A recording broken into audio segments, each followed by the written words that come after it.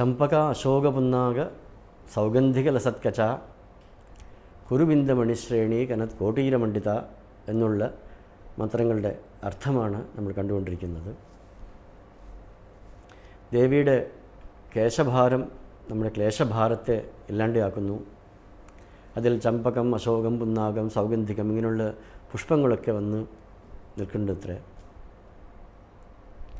അപ്പോൾ ഇതിനൊരു കാരണം ശങ്കരാചാര്യസ്വാമികൾ കണ്ടുപിടിക്കുകയാണ്. സൗന്ദര്യലഹരിയിലാണ് ഇതിൻ്റെ വർണ്ണന കാണപ്പെടുന്നത്. ശങ്കരാചാര്യർ കൈലാസത്തിൽ ചെന്നുവെന്നും അവിടെ പാർവതി പരമേശ്വരന്മാർ സൗന്ദര്യലഹരി എന്നുള്ള ഒരു അത്ഭുത ഗ്രന്ഥം അദ്ദേഹത്തിന് കൊടുത്തുവെന്നും അത് കൊണ്ടുവരുന്ന വഴിക്ക് നന്ദികേശ്വരന് അത് ഇഷ്ടപ്പെട്ടില്ല.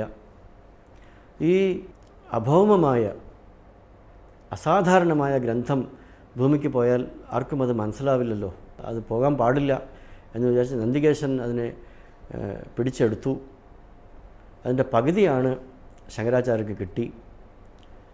ശങ്കരാചാര്യസ്വാമികൾ ദേവിയുടെ അടുത്ത് ചെന്ന് ഇങ്ങനെ എനിക്ക് പകുതിയേ കിട്ടിയുള്ളൂ എന്ന് പറഞ്ഞപ്പോൾ ദേവി അദ്ദേഹത്തോട് പറഞ്ഞു, ബാക്കി അങ്ങ് പൂരിപ്പിച്ചാൽ മതി, ശങ്കരാചാര്യരോട് പൂരിപ്പിച്ചുകൊള്ളാൻ കൽപ്പിച്ചു എന്നും അതനുസരിച്ച് അദ്ദേഹം അവിടെ കണ്ട ദേവിയുടെ ആകൃതി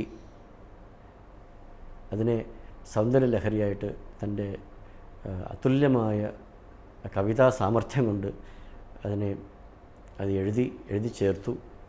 അതുകൊണ്ട് ഈ ഭൂമിയിലുള്ള ജനങ്ങൾക്കെല്ലാം ശങ്കരാചാര്യസ്വാമികൾ എഴുതിയ സൗന്ദര്യലഹരി കിട്ടി. അതൊരു അനുഗ്രഹമായി. നന്ദികേശ്വരൻ പകുതി തിരിച്ചു മേടിച്ചതും ഭൂമിക്കൊരു അനുഗ്രഹമായി. അതുകൊണ്ട് ആദ്യം കിട്ടിയ 41 ശ്ലോകങ്ങളെ ആനന്ദലഹരി എന്നും പിന്നീട് കിട്ടിയ 59 ശ്ലോകങ്ങളെ സൗന്ദര്യലഹരി എന്നുള്ള പേരോടും കൂടിയും ഇത് രണ്ടും കൂടിയിട്ടുള്ള ഒരു ആ സ്തോത്രരത്നത്തെ സൗന്ദര്യലഹരി എന്നും നമ്മൾ വിളിക്കാറുണ്ട്. അതിൽ ദേവിയുടെ കേശഭാരത്തെ ഇങ്ങനെയാണ് വർണ്ണിക്കുന്നത്.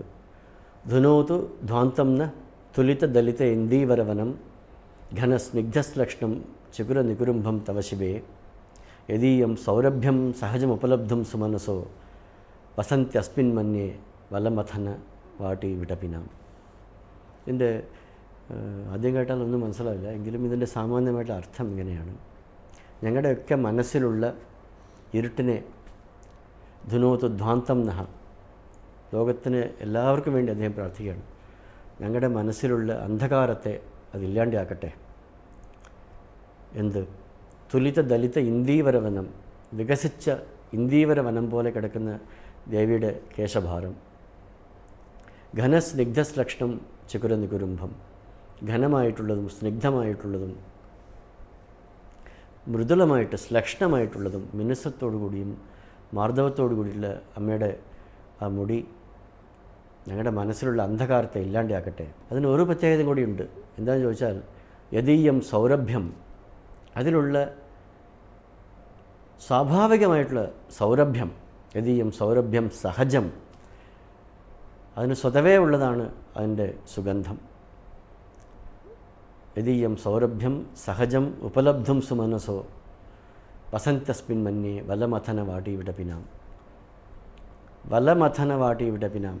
ഈ ദേവലോകത്തിലുള്ള ഉദ്യാനങ്ങളിലുള്ള കൽപ്പക വൃക്ഷാദികൾ ഒക്കെ അതിലുള്ള പലതരം പുഷ്പങ്ങളുണ്ടത്രേ.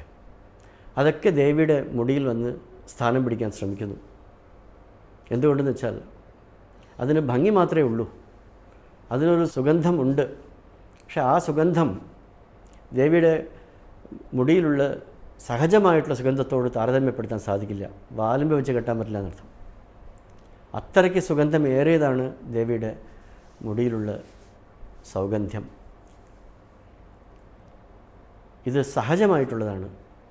ഒരു ഹാലാസ്യ പുരാണത്തിൽ ഒരു കഥയുണ്ട്. മീനാക്ഷി ദേവിയുടെ മുടിക്ക് സൗരഭ്യം ഉണ്ട് എന്ന് സാക്ഷാത് സുന്ദരേശ്വരൻ പരമേശ്വരൻ എന്ന് വാദിക്കുന്നു. ഒരു രാജാവിനൊരു സംശയം വന്നു, സ്ത്രീകളുടെ മുടിക്ക് എങ്ങനെയാണ് സുഗന്ധമുണ്ടാകുന്നത് എന്ന് ഒരു ചർച്ചയുണ്ടായി. എത്രയോ കവികളൊക്കെ അതിന് എന്നും അവർക്ക് സുഗന്ധദ്രവ്യങ്ങൾ പൂശുന്നത് കൊണ്ടാണ്, എണ്ണ തേക്കുന്നത് കൊണ്ടാണ്, കുളിക്കുമ്പോൾ ഉപയോഗിക്കുന്ന സുഗന്ധദ്രവ്യങ്ങളെ കൊണ്ടാണ് ആ മണം ഉണ്ടാകുന്നത് എന്നൊക്കെ വാദിച്ചു. ആ പാണ്ഡ്യ രാജാവിൻ്റെ ഏറ്റവും പ്രധാനപ്പെട്ട കവിയായിരുന്ന നക്കീരർ എന്ന് പറയുന്ന ഒരു കവിയും അതുപോലെ തന്നെ വാദിച്ചു. അപ്പോൾ സാക്ഷാത് പരമേശ്വരൻ സുന്ദരേശ്വര സ്വാമികൾ അദ്ദേഹം അവിടെ വന്നു. അദ്ദേഹം ഒരു പാട്ടെഴുതി. ആ പാട്ടിൽ ദേവിയുടെ കേശഭാരത്തിന്, മുടിക്ക് സുഗന്ധം സ്വതവേ ഉള്ളതാണ്, അത് വാസനാദി ദ്രവ്യങ്ങളെ പൂശുന്നത് കൊണ്ടല്ല എന്ന് വാദിച്ചു. അപ്പോൾ നക്കീരൻ അതിന് പ്രതിവാദം ചെയ്തു. അങ്ങനെയല്ല എന്ന് വാദിച്ചു. സാക്ഷാത് പരമേശ്വരൻ തൻ്റെ തൃക്കണ്ണ് തുറന്ന് കാണിച്ചു. ഞാൻ ആരാണെന്ന് മനസ്സിലായോ? ഞാനാണ് പറയുന്നത് ദേവിയുടെ കേശത്തിന് മണമുണ്ടെന്ന്. ഇത് ചോദിച്ചപ്പോഴും നക്കീരർ പറഞ്ഞു, നെറ്റിയിലുള്ള കണ്ണ് തുറന്ന് അങ്ങ് പറഞ്ഞാലും തെറ്റായിട്ട് പറയുന്ന കാര്യം എനിക്ക് സ്വീകരിക്കാൻ പറ്റില്ല. സുഗന്ധദ്രവ്യങ്ങളൊക്കെ പൂശുന്നത് കൊണ്ടാണ് മുടിക്കൊക്കെ മണം ഉണ്ടാവുക, അല്ലാതെ ഉണ്ടാവില്ല എന്ന് പറഞ്ഞു. സാക്ഷാത് പരമേശ്വരൻ അദ്ദേഹത്തെ തൃക്കൺ തുറന്ന് ചാരമാക്കി. എല്ലാവരും കൂടി അദ്ദേഹത്തിന് തമിഴിനോടുള്ള സ്നേഹം കൊണ്ടാണ്, അല്ലെങ്കിൽ ആശയത്തോടുള്ള സ്നേഹം കൊണ്ടാണ് അങ്ങനെ പറഞ്ഞത്, അല്ലാണ്ട് ഭക്തി കുറവായിട്ടല്ല എന്ന് പറഞ്ഞുവെന്നും അദ്ദേഹത്തിന് അവിടുത്തെ കുളത്തിൽ കുളിച്ച് ശാപവിമോചനം ഉണ്ടായി എന്നും, അതുകൊണ്ട് സാക്ഷാത് പരമേശ്വരൻ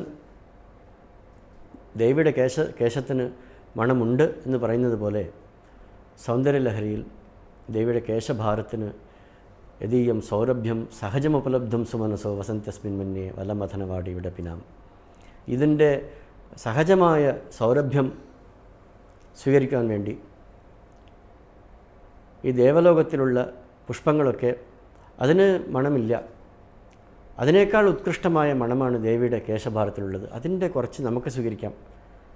അങ്ങനെ സ്വീകരിച്ചുകൊണ്ട് അതിൻ്റെ വംശങ്ങൾക്കും അങ്ങനത്തെ മണമുണ്ടായി എന്ന് ദേവിയുടെ കേശഭാരത്തെ പറ്റിയിട്ട്, അതിൻ്റെ സൗന്ദര്യത്തെ പറ്റിയിട്ട് സൗന്ദര്യലഹരി വർണ്ണിക്കുന്നു. ഗളശോഭി കൗസ്തുഭം എന്ന് പറയും. അതിന് ശ്രീധരാചാര്യർ ഭാഷ്യം ചെയ്തത് ഇങ്ങനെയാണ്: കൗസ്തുഭം കൊണ്ട് ശോഭിക്കുന്ന ഉരസ്സോടു കൂടിയവനാണ് ദാമോദരൻ ശ്രീകൃഷ്ണൻ. പക്ഷേ ആ കൗസ്തുഭം ധരിച്ചത് കൊണ്ടല്ല ഭഗവാന്റെ മാറിന് അഴകുണ്ടാകുന്നത്, മറിച്ച് ആ കൗസ്തുഭത്തിനാണ് മഹത്വം കൂടുന്നത്. കൗസ്തുഭം ഭഗവാന്റെ മാറിൽ നിൽക്കുന്നതുകൊണ്ട് സൗന്ദര്യമുള്ളതായിട്ട് തോന്നുന്നു. അതുപോലെ പുഷ്പങ്ങളെ കൊണ്ടും കിരീടത്തെ കൊണ്ടുമല്ല ദേവിക്ക് സൗന്ദര്യം, മറിച്ച് ഈ പുഷ്പങ്ങളും ദ്വാദശ ആദിത്യന്മാരും മാണിക്യങ്ങളും ഉള്ള കിരീടവും ഒക്കെ ഉള്ള ദേവിയുടെ കേശം കൊണ്ടാണ്, കേശത്തിൽ നിൽക്കുന്നത് കൊണ്ടാണ് ഇതിന് മഹത്വം. ഉത്തമമായ ശ്രീ ലളിതാ സഹസ്രനാമ സ്തോത്രത്തിൻ്റെ നാമങ്ങളുടെ വിശദീകരണമാണ് നമ്മളിപ്പോൾ കേട്ടുവരുന്നത്. ഇതിൻ്റെ കൂടുതൽ വിവരങ്ങൾ ഇനി വരുന്ന ദിവസങ്ങളിൽ നമുക്ക് ശ്രമിക്കാം.